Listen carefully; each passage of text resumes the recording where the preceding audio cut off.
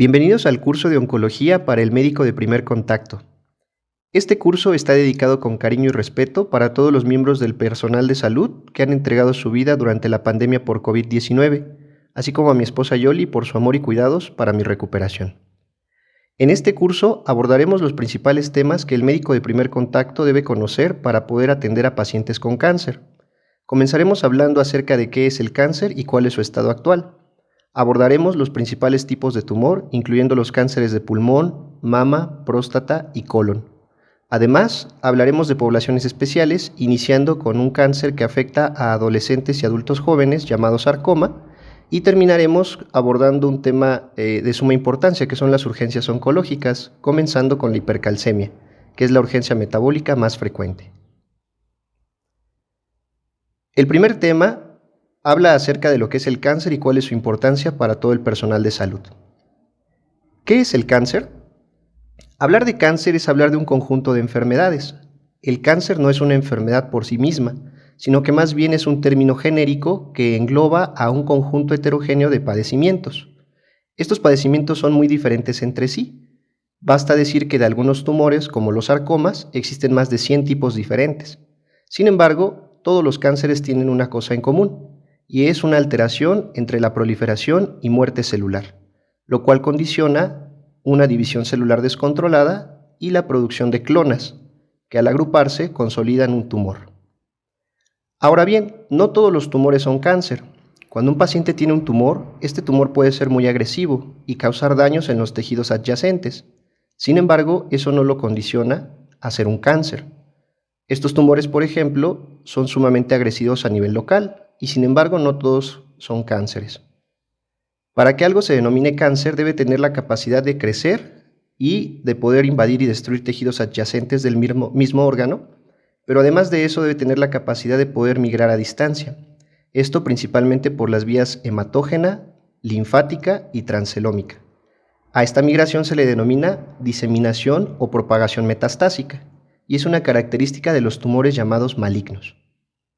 Ahora bien, es importante que recordemos que el cáncer no es una enfermedad únicamente biológica corporal, es decir, no se limita a afectar el cuerpo de los pacientes, sino que además de ello, afecta también la mente, el espíritu y el entorno familiar y social de los pacientes.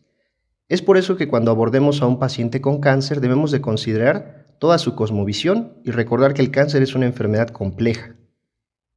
Algo importante para entender el panorama actual del cáncer es conocer la distribución de la humanidad sobre el planeta. Utilizando las palabras en términos de billones y recordando que se está tomando el concepto de billón desde el punto de vista estadounidense, nosotros podemos ver en esta gráfica la población mundial. Si observamos, la mayoría de ella se ubica en el continente asiático, seguido por el continente africano. Si nosotros tomamos esta consideración, veremos que cerca de 3/4 partes de la humanidad viven en Asia y en África, y el resto en otros continentes. Esto es importante porque la distribución de la población en el continente asiático y africano nos ayuda a entender las gráficas de incidencia y de mortalidad por cáncer. En esta gráfica podemos apreciar que la mayoría de los casos de cáncer diagnosticados en 2018 ocurrieron en el continente asiático. Casi el 50% de todos los seres humanos diagnosticados vivían en ese continente. Esto es importante cuando nos vamos al continente americano también para entender que el 21% tampoco se distribuye homogéneamente a lo largo de todo el continente. Los países con mayor número de casos nuevos fueron Estados Unidos y Brasil. Ahora, en cuanto a la mortalidad, podemos ver otra vez la distinción en los continentes. Ahora Asia pasa a tener casi el 60% de todas las muertes por cáncer. Y algo importante que podemos apreciar es que la muerte por cáncer y su incidencia tiene que ver mucho también con el índice de desarrollo de los países. El cáncer constituye la principal causa de muerte en los países desarrollados, no así en los países que están con economías emergentes o con pobreza extrema, donde las infecciones siguen siendo la principal causa de muerte. En el caso de nuestro país, México, el cáncer ocupa el tercer lugar como causa de muerte, por debajo de las enfermedades cardiovasculares y la diabetes mellitus. Hablando de incidencia y mortalidad, nosotros tocaremos en el curso los principales tipos de tumor, hablando precisamente de la incidencia. Vamos a comenzar con el cáncer de pulmón y después veremos el resto. Esto es debido a que el cáncer de pulmón es el cáncer más frecuente y más mortal, como podemos ver en estas gráficas. En esta representación se puede observar del lado izquierdo la incidencia y mortalidad de los cánceres de mama y de próstata. Como podemos ver, los círculos grandes y claros representan la incidencia y los más pequeños y oscuros la mortalidad. Afortunadamente, aunque muchos seres humanos presentan cáncer de mama y cáncer de próstata, la mortalidad de estos tumores no es alta. Menos de la mitad de los pacientes que lo padecen son los que fallecen por esta enfermedad. Esto es bueno cuando lo comparamos con otro tipo de tumores, como es el cáncer de pulmón. Si nos damos cuenta, los círculos están casi superpuestos. Significa que gran parte de los pacientes que padecen esa enfermedad lamentablemente fallecen. Por eso, el cáncer de pulmón se considera el más mortal del mundo. Es el que cobra más vidas en ambos sexos. Y existe algunos otros, por ejemplo el cáncer de páncreas, que aunque se presenta con mucho menos frecuencia, es altamente mortal, teniendo en este caso la letalidad más alta. Prácticamente la gran mayoría de los pacientes que padecen cáncer de páncreas fallecerán por esa enfermedad. Y tenemos algunos que son intermedios, como es el cáncer de colon y recto. Para finalizar esta parte de la incidencia, las muertes por cáncer en Estados Unidos en el 2019, hablando del pulmón, igualan a las muertes por cáncer de colon, mama, páncreas e hígado juntas. Eso es muy importante para poder tener el contexto de cada padecimiento. Para terminar esta parte es importante mencionar al cáncer de piel no melanoma. Muchas veces no se habla de él porque se subdiagnostica. Es importante que recordemos que está dentro de los 5 cánceres más frecuentes y es muy importante su diagnóstico y tratamiento. Entonces, a diferencia del cáncer de piel melanoma, no suele haber enfermedad con propagación metastásica y la resección y el diagnóstico oportuno son muy importantes. Ahora, ¿por qué es importante hablar de cáncer? La incidencia de cáncer en el 2018 reportó 18 millones de casos nuevos. Eso es una forma fácil de poderlo recordar. 2018, 18 millones de casos. De acuerdo a la Agencia Internacional para la Investigación en Cáncer, se estima que para el 2040 haya un incremento importante del número de casos nuevos. Si nosotros representáramos esto en términos de porcentaje, tendríamos un incremento del 66% en un periodo de 20 años. Esto es algo catastrófico, porque actualmente el sistema de salud se ve rebasado en cuanto a la necesidad de medicamentos y atención de tratamientos multidisciplinarios. Con este crecimiento estaríamos hablando que para principios del 2050, 1 de cada 2 seres humanos que nazca presentará cáncer en algún momento de la vida. Eso es algo muy trascendente porque no hay un sistema de salud que esté capacitado para atender esa cantidad de pacientes. Además de ello, los tratamientos oncológicos más efectivos y nuevos son sumamente costosos. Así que habrá que reflexionar y trabajar para ver el acceso a los nuevos tratamientos. Y es justamente sobre ese acceso donde vemos un crecimiento también, ya que se estima que casi el 75% de los pacientes, el 75% va a requerir tratamiento sistémico con quimioterapia. Esto va a tener un incremento debido a la misma incidencia del cáncer en aumento, que va a ir acompañado de un incremento en la demanda de quimioterapia. Así que se estima que el número de pacientes que globalmente requerirán quimioterapia aumentará un 53%. Esto va a ser un reto sin duda para todo el personal de salud. Con este panorama tan adverso, vale la pena reflexionar sobre otro punto. En muchas partes del mundo, sobre todo en los países desarrollados, está habiendo un incremento en la incidencia, pero un decremento en la mortalidad. Así el cáncer se está posicionando como una enfermedad cada vez más crónica y de mayor prevalencia. Sin embargo, esto no es homogéneo. Hace rato veíamos que el cáncer no se presenta igual en todos los continentes, y tampoco los resultados del tratamiento oncológico. En estas imágenes podemos ver la diferencia que hay, por ejemplo, en supervivencia global a 5 años en diferentes partes del mundo.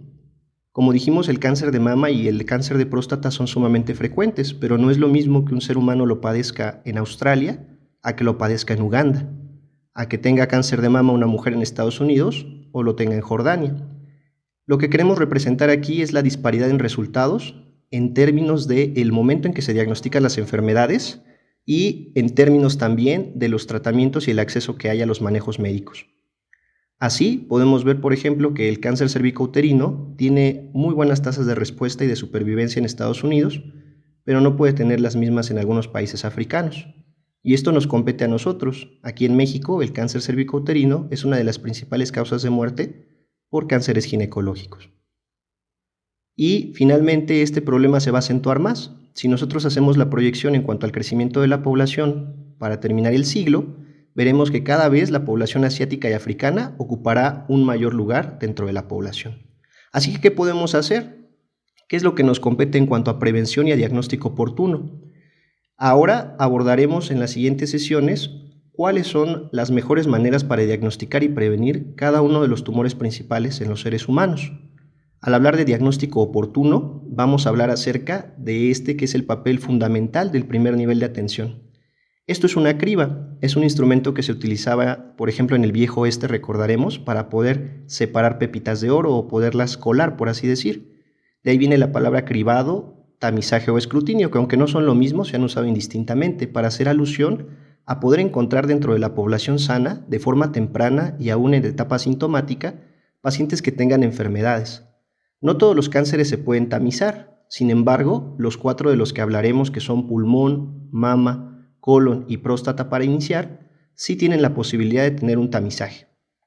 Y haremos algunas consideraciones muy importantes para entender cuál es la complejidad de tamizar. A veces, cuando no estamos familiarizados con la atención de los pacientes con cáncer, pensamos que todos los tumores se pueden prevenir o que todos los tumores se pueden diagnosticar oportunamente, pero eso no necesariamente es cierto. Además, encontrar a un paciente enfermo entre toda la población sana representa un costo y, además de ello, una realización de diagnósticos excesivos por falsos positivos. Así que tendremos que analizar en cada caso cuáles son los pros y contras del tamizaje, y aquí yo creo que hay un área de oportunidad para el médico general y para el personal de salud de primer contacto muy importante, porque es un tema para generar investigación y información original. Entonces yo creo que vale la pena poner atención a los temas de tamizaje en cada uno de estos tumores. Y posteriormente hablaremos de la prevención del cáncer. Aquí tenemos representados algunos de los principales carcinógenos y queremos hablar acerca de la prevención porque incluso dentro del personal de salud se habla de lo complejo y también de lo controversial que puede ser hablar de la prevención del cáncer. ¿Realmente podemos prevenir el cáncer? Bueno, si nosotros hablamos de prevención, tenemos que tener claro a qué nos referimos con ello, porque efectivamente el cáncer se puede prevenir. Siempre habrá alguien que diga, es que yo no fumo, yo me alimento sanamente, hago ejercicio y sin embargo tuve cáncer. Entonces es inútil tratar de prevenirlo, no se puede. Tenemos que recordar que no es lo mismo prevenir que evitar. Cuando hablamos de evitar, significa que tenemos en nuestras manos impedir que algo suceda. Y desafortunadamente el cáncer, como un proceso biológico que ha acompañado a la humanidad desde sus inicios, no es algo que podamos evitar. Pero sí es algo que podemos prevenir. Nosotros hablamos de prevenir cuando hacemos alusión a prepararnos con anticipación para poder conocer y para poder atender un daño o perjuicio. Y además de ello, una de las acepciones de la lengua para prevenir, que es la tercera que mostramos aquí, habla acerca de advertir o informar sobre el suceso.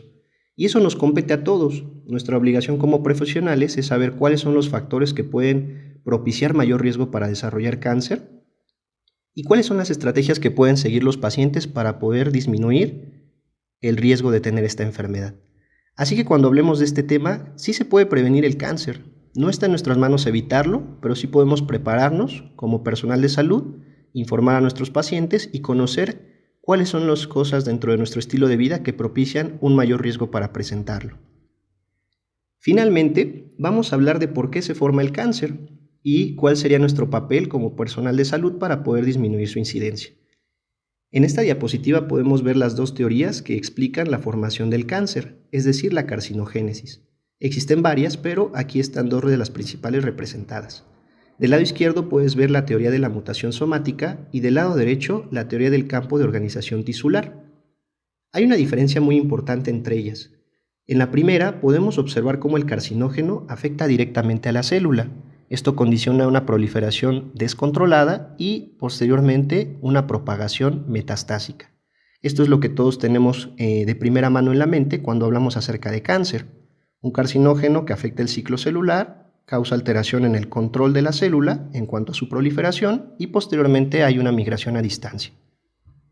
Sin embargo, la teoría del campo de organización tisular nos muestra que el carcinógeno no necesariamente afecta a la célula, sino que puede comprometer a su entorno, es decir, al ambiente celular, condicionando inflamación y con ello una modificación en el comportamiento de la célula.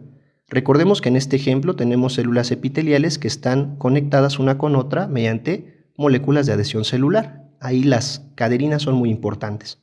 Si hay un fenómeno inflamatorio alrededor de la célula, esta podría cambiar la expresión de dichas moléculas, haciendo que tenga la capacidad de desprenderse respecto a sus vecinas y posteriormente migrar a distancia. Desde este punto de vista, el cáncer se comportaría de manera aberrante, como si fuera una sociedad de células en la cual hay un territorio adverso inflamatorio. Veamos un poco más acerca de esto. Para recordar los fundamentos de la mutación, tenemos que recordar que dentro de nuestro material genético, que va a servir para almacenar y transmitir información, tenemos bloques que se llaman nucleótidos.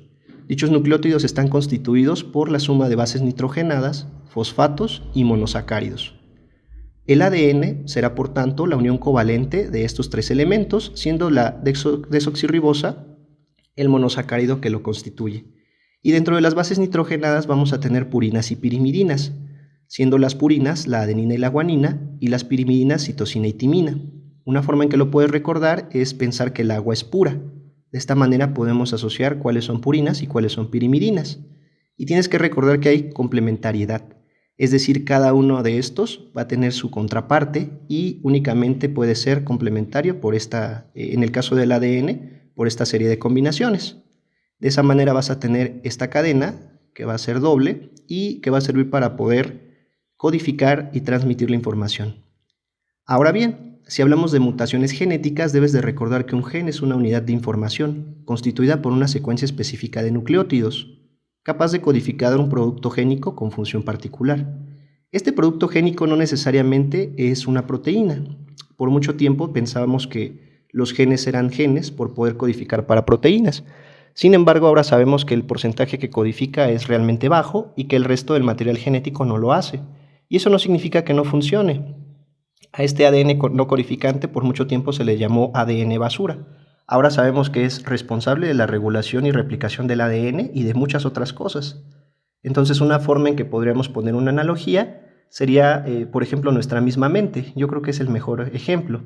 Digamos que todas las ideas que se llevan al plano real serían el ADN que codifica para proteínas. Es decir, si yo pienso en levantarme a comer, eso sería una idea que se materializa en el desayuno. Pero, ¿cuántas ideas no pasan por mi cabeza que en realidad no se materializan en el plano físico?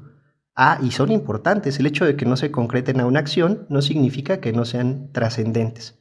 De esa manera, hasta podríamos decir que son más importantes, porque la suma de todo lo que pensamos y no ejecutamos es lo que se resume en nuestras acciones.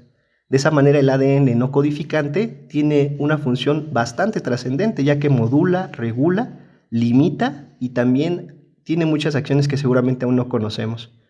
Entonces, ahora que sabemos que es un gen y que hemos entendido la función que tiene para poder producir información, reproducirla y cumplir otras funciones, tenemos que recordar el dogma central de la biología molecular, donde este ADN es capaz de replicarse, de transcribirse y también a través del ARN de traducirse para la síntesis de una proteína. De esta manera podemos recordar que el ciclo celular es una serie de procesos ordenados que la célula ejecuta para poder dividirse. Tiene varias fases y existen varias mnemotecnias que pueden ayudarnos a recordar cuál es el orden de las fases que se ejecutan. De forma general, recordemos que en la interfase la célula va a tener una fase G1, en la cual el material genético todavía se encuentra con el mismo complemento cromosómico que en la célula somática, y es durante la fase S donde va a haber una replicación del material genético. Después, en la fase M, ocurrirán todas las subfases que permiten la división del material genético en dos células hijas. Durante este ciclo celular existe la posibilidad de pasar de G1 a G0 mediante algo que se conoce como un estado de quiescencia, lo cual no es reposo. Un ejemplo de células que están en G0 serían las neuronas y las células cardíacas, que para nada están en reposo, son metabólicamente muy activas, sin embargo no se dividen. Este estado de quiescencia nos hace recordar al personal de salud, personal que siempre está ocupado y que tiene poco tiempo para reproducirse. Ahora bien, esta regulación del ciclo celular es muy importante. Imaginémonos que el ciclo celular ocurre sin que haya un freno. Si eso ocurriera, entonces comenzaría lo que precisamente denominamos cáncer.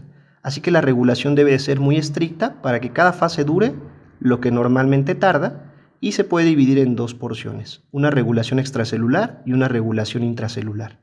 Dentro de la regulación extracelular va a haber factores de crecimiento y factores inhibidores. En realidad estas se denominan moléculas señalizadoras y aquellas que favorecen la replicación reciben el nombre de mitógenos.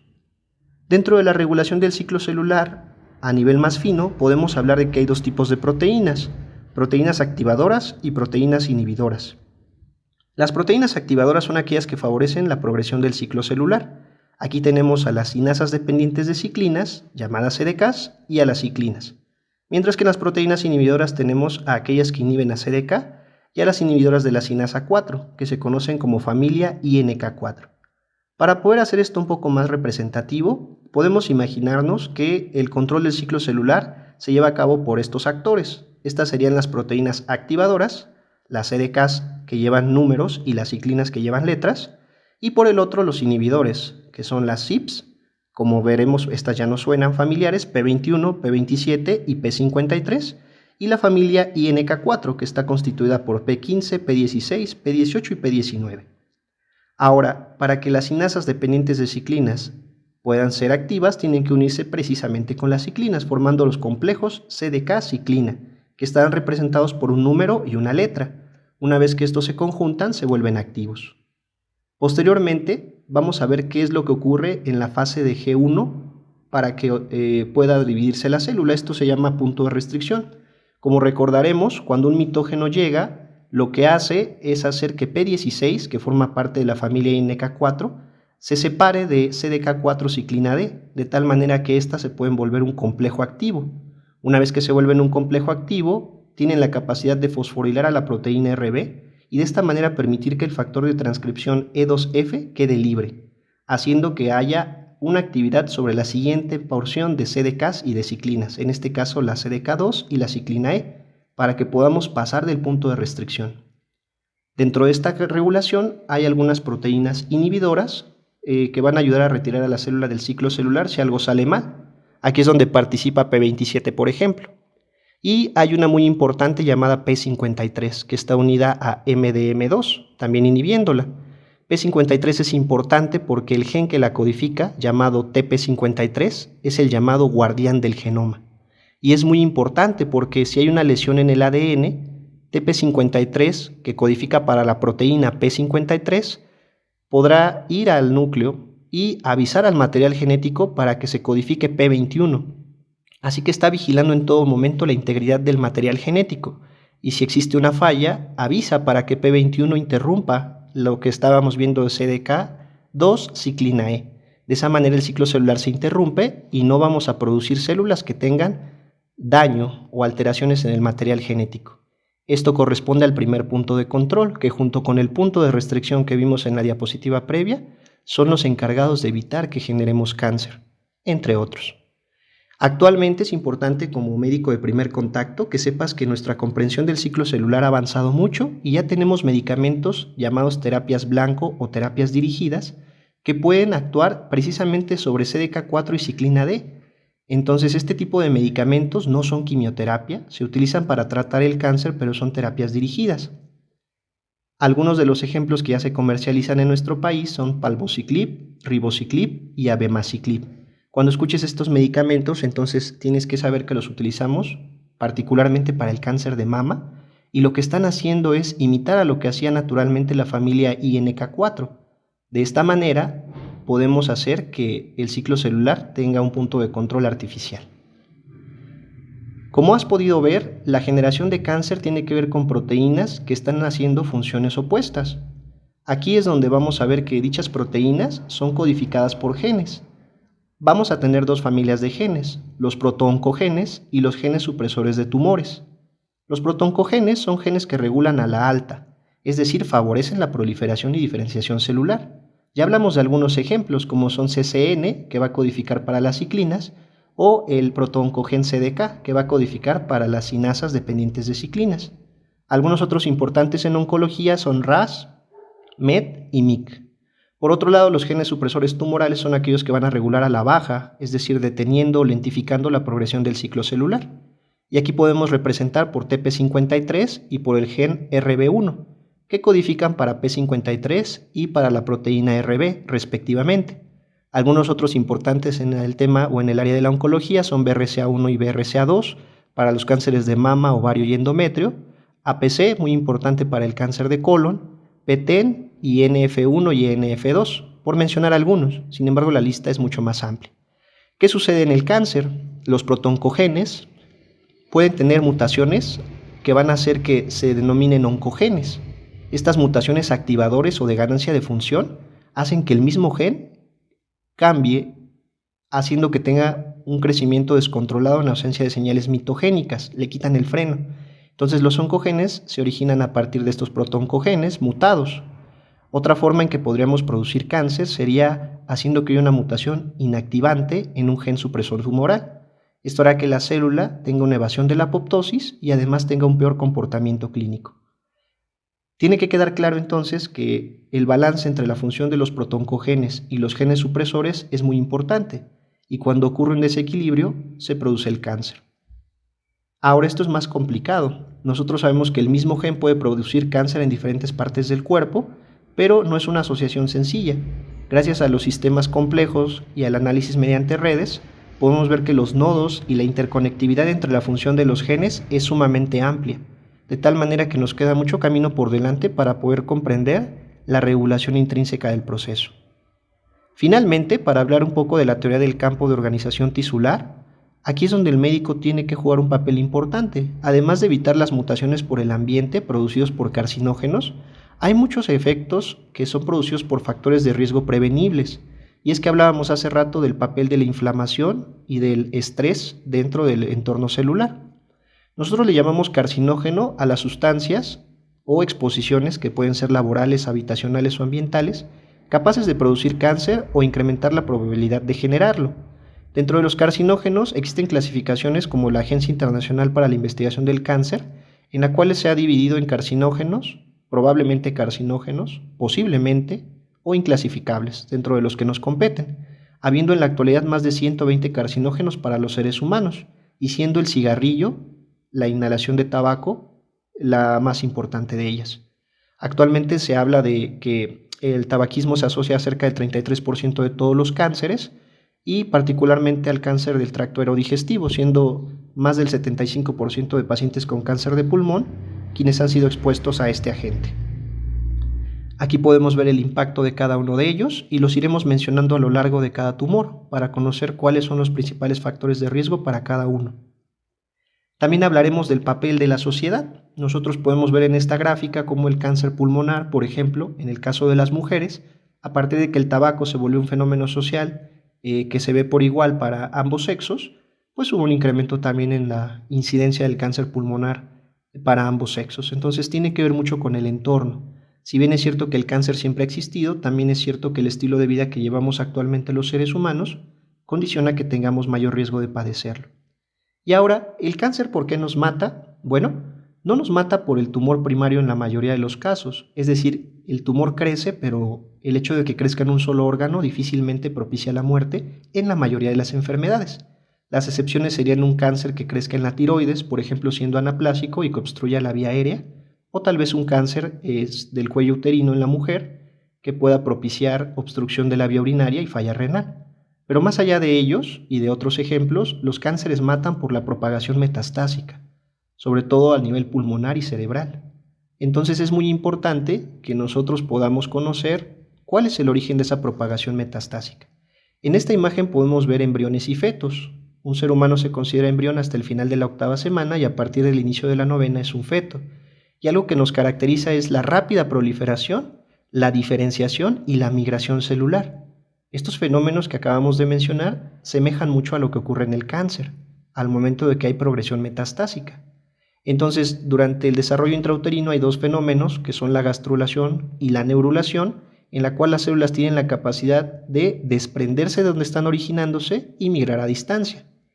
De esta manera, hablábamos hace rato de las caderinas, las células epiteliales dejan de expresar ecaderina y dejan de tener un contacto con la lámina basal para poder cambiar su morfología hacia estas células estrelladas que tienen la capacidad de migrar a distancia y de ser resistentes a la apoptosis. Gracias a esos mecanismos, los seres humanos pueden desarrollarse a nivel intrauterino y formar varios tejidos diferentes. Durante el desarrollo embrionario, por tanto, ocurre un fenómeno llamado transición epitelio-mesenquimal, en el cual las células epiteliales se convierten en células mesenquimales. Para lograrlo, el cáncer hace un mecanismo muy similar a lo que ocurre en el desarrollo embrionario, dejando de expresar en las células epiteliales, por ejemplo, de la mama o del colon, ecaderinas, reorganizando el citoesqueleto y expresando marcadores como vimentina y fibronectina, cosa que ocurría también en el desarrollo embrionario. De esa manera, células que formaban un tumor dentro de esta enfermedad adquieren la capacidad de moverse a través de los vasos sanguíneos, invadir tejidos y resistir a la apoptosis. La propagación metastásica, por lo tanto, semeja mucho al desarrollo intrauterino normal. Y es muy importante recordar que estos cambios celulares son importantes para poder comprender la biología tumoral. Aquí podemos, por ejemplo, el cáncer de esófago. Podemos ver que una de las causas de cáncer de esófago recientemente, de tipo adenocarcinoma, que ha venido incrementando, es la obesidad y el reflujo. Nosotros podemos ver cómo las células pasan de tener un epitelio plano normal hasta llegar a un carcinoma invasor esofágico y pasan por varios momentos, la metaplasia y la displasia. Ahora nosotros podemos ver que la metaplasia es un ejemplo de transdiferenciación, pero cuando hablamos ya de formar un cáncer, estamos hablando más bien de una transición epitelio-mesenquimal. En esta transición epitelio-mesenquimal, al igual que en el desarrollo intrauterino, las células van a poder dejar de expresar caderinas, van a poder separarse de sus células vecinas, atravesar la lámina basal y poder propagarse a distancia. Eso es lo que realmente causaría la muerte de la mayoría de los pacientes con cáncer, esta reorganización celular como una sociedad. Yo siempre le comento a los alumnos que es como si viviéramos en un hogar con violencia familiar. Si todos los días llegáramos y la persona que vive con nosotros nos agrediera, pues tendríamos la decisión tal vez de abandonar ese sitio y buscar uno con menos estrés. Las células hacen lo mismo. Cada vez que un ser humano fuma, cada vez que un ser humano está expuesto a carcinógenos aerodigestivos, su tracto respiratorio está inflamándose y las células de alguna manera buscarán la manera de evitar precisamente ese estrés y esa inflamación. Así que la propagación metastásica, bajo esta teoría de campos de diferenciación tisular, podría deberse a eso. Y es muy importante recordar que finalmente para los fenómenos de migración y de anidamiento, pues hay varias teorías y varios modelos descritos. Podemos decir que la migración en la circulación de las células tumorales se da debido a que éstas tienden a agregarse y a generar adherencias de tipo homotípicas y heterotípicas. Le llamamos homotípicas aquellas que ocurren entre las mismas células tumorales, y las heterotípicas serán aquellas que las células tumorales ejercen con las células sanguíneas, principalmente con las plaquetas. Es muy importante recordar que hay algunas moléculas de adhesión como CD44 de los linfocitos T que normalmente se unen al hialuronato y que estas moléculas pueden ser también expresadas por las células tumorales para favorecer su migración y su propagación a distancia. Hay algunos modelos acerca de cómo la célula puede llegar e invadir un tejido a distancia. Antes se pensaba que era por el drenaje linfático o por el drenaje vascular del tumor primario, es decir, que eran los órganos con el drenaje anatómicamente hablando más propicios. Posteriormente se habló del patrón de expresión de ligandos de moléculas de adhesión y de receptores de citocinas. Y una de las teorías más nuevas es acerca del mecanismo de siembra y suelo, en el cual el tumor prepara a distancia su anidamiento mediante la producción de exosomas, que son vesículas que se desprenden de la célula tumoral y que van a expresar ciertas moléculas superficiales para interactuar con el tejido que los va a recibir. Este concepto es muy importante porque nos estaría hablando de que el tumor prepara el lugar al cual va a llegar desde antes de poder estar en ese sitio anatómico. Así, podemos concluir que el cáncer semeja mucho a un proceso biológico natural, como sería el desarrollo embrionario, la cicatrización de heridas y la misma reparación tisular ante la inflamación. Esto nos ayuda a comprender por qué es un proceso biológico que se acentúa con el envejecimiento y que ha estado registrado desde los comienzos de las civilizaciones. Esta y otras teorías coinciden en una cosa: es posible disminuir la producción de carcinógenos y la exposición del ser humano a ellos. Cada vez que veamos un paciente, tratemos de analizar a qué carcinógenos está expuesto y en qué medida podemos prevenir y evitar que incremente su riesgo de padecer cáncer, ya sea por una mutación diferente en la célula o por un entorno inflamatorio adverso. Muchas gracias.